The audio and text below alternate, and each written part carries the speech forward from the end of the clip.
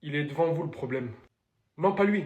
Non, pas lui. Quand vous avez vu Kylian Mbappé exceller dans le match, les premiers retours ont été, c'est parce que Vinicius est sur le banc. C'était donc lui le problème. C'est le même joueur que vous considérez problème, qui avait délivré cette passe incroyable, qui avait littéralement mis Mbappé en AVSA contre le gardien. C'est aussi lui qui s'était déchiré pour délivrer cet extérieur, pour mettre Kylian Mbappé encore une fois en AVSA contre le gardien. C'est aussi lui qui avait dribblé tous les joueurs qui étaient devant lui, alors qu'il pouvait finir mettre Kylian Mbappé dans cette position en AVSA contre le gardien. C'est aussi lui qui n'a rien dit par certains moments dans le match, quand Kylian Mbappé n'était pas dans sa meilleure forme, lorsqu'il se faisait incendier par tout le monde, qui a accepté de donner son côté gauche pour que lui soit épanoui. C'est aussi lui qui a envoyé des messages à Kylian Mbappé pour qu'il puisse rejoindre le Real Madrid depuis 2 ans. C'est aussi sur lui que vous crachez avec tous les sacrifices qu'il est en train de faire.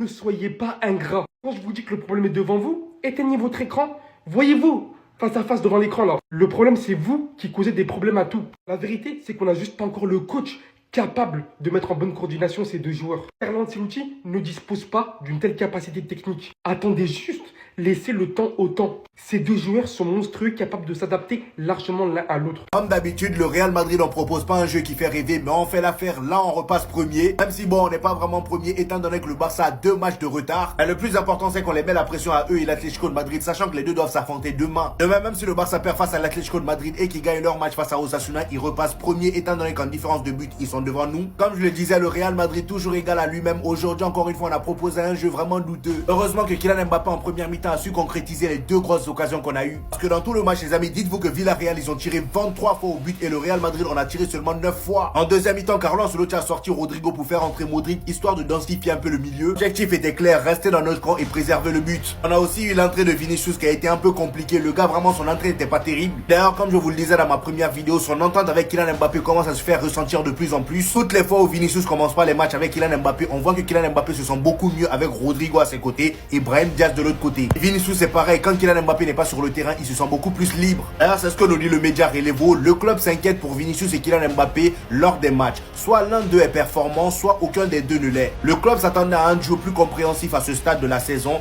mais il garde espoir. Vous voyez qu'au final, même le Real Madrid s'inquiète. On n'est pas les seuls. Ça y est, nous y êtes. Là, tu dis pourquoi je suis content alors que je supporte le Barça et le Real, ils viennent de gagner. Parce que moi, j'ai fait Kiki LV2. Ça, c'est sa célébration.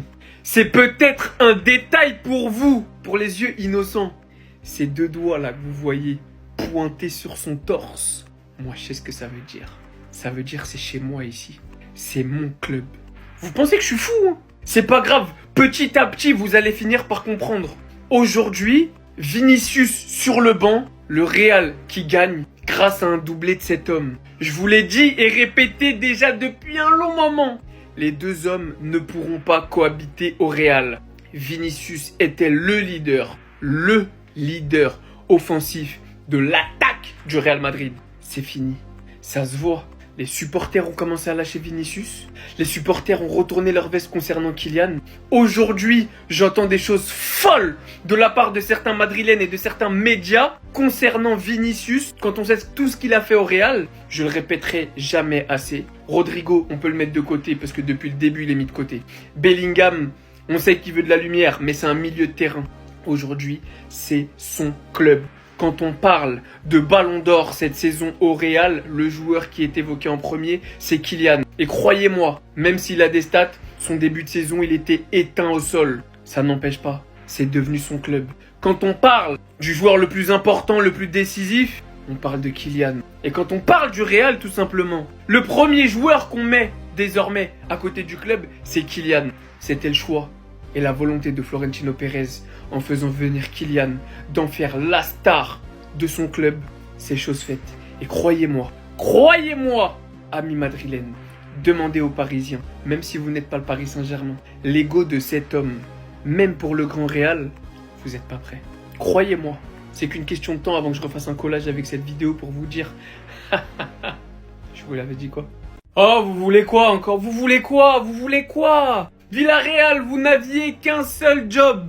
Un seul job! Ne pas perdre! Après, vas-y, vous voulez faire quoi? Là, pendant qu'on va vous dire, oui, Kylian, oui, gna gna gna, oui. Cherchez pas! Moi, je vais vous dire une belle et bonne chose. Je regarde quasiment tous les matchs du Real depuis des années. C'est le joueur le plus important et décisif du Real dans tous les matchs importants. Même dans les moins importants, en vrai, au final. en Ligue des Champions, en championnat. Victoire de buts à 1, doublé de Kylian, faut le reconnaître. Il met un doublé qui va se chercher. Mais regardez les stats du match. 1,76 d'expected goals pour Villarreal contre 1,05. 23 tirs au but pour 9 tirs au but. 10 tirs cadrés pour Villarreal contre 5 tirs cadrés pour le Real. Et la différence, elle se fait là. Sauvetage du gardien, 9. Sauvetage du gardien, 3. Quand tu tires 10 fois au but cadré et que le gardien, il t'en arrête 9 sur 10, bah, tu veux faire quoi? Tu peux pas lutter. Voilà. Donc vous l'avez compris, le Real prend la tête du championnat temporairement. Demain, Barça-Atlético. Si le Barça gagne, le Barça reprend la tête. Si le Barça fait nul ou perd, le Real sera seul à la tête du championnat, en sachant que le Barça a un match de retard en plus du match de demain, le match d'Osasuna qui est reporté. Va pas falloir se louper. Le Real a su mettre la pression sur ses deux poursuivants, le Barça et l'Atlético. Demain, c'est le grand jour.